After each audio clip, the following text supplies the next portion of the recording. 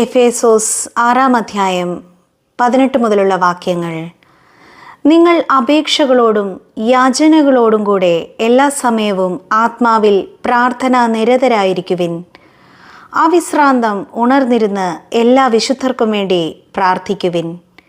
ഞാൻ വായ് തുറക്കുമ്പോൾ എനിക്ക് വചനം ലഭിക്കുവാനും സുവിശേഷത്തിൻ്റെ രഹസ്യം ധൈര്യപൂർവ്വം പ്രഘോഷിക്കുവാനും നിങ്ങൾ എനിക്ക് വേണ്ടി പ്രാർത്ഥിക്കുവിൻ.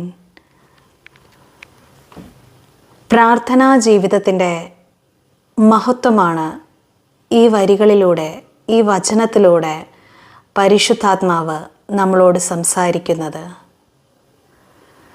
ബൈബിളിലുടനീളം പുതിയ നിയമത്തിൽ നോക്കിക്കാണുകയാണെങ്കിൽ യേശുവിൻ്റെ സ്വഭാവത്തെക്കുറിച്ച് നമുക്കൊരു കാര്യം കൂടി മനസ്സിലാക്കാൻ സാധിക്കും.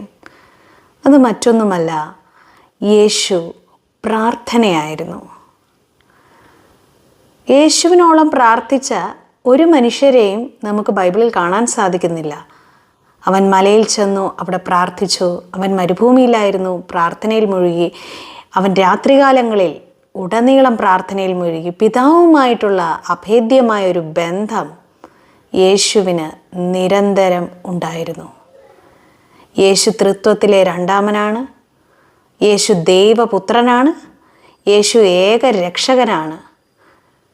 എങ്കിൽ പോലും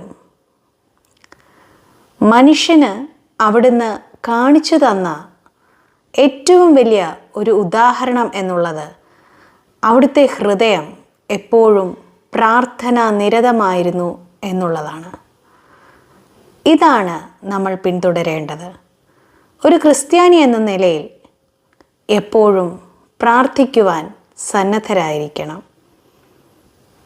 നമുക്ക് വേണ്ടിയും ലോകത്തിനു വേണ്ടിയും മധ്യസ്ഥം വഹിക്കുവാൻ മനസ്സുള്ളവരായിരിക്കണം യേശുവിൻ്റെ അനുയായികൾ.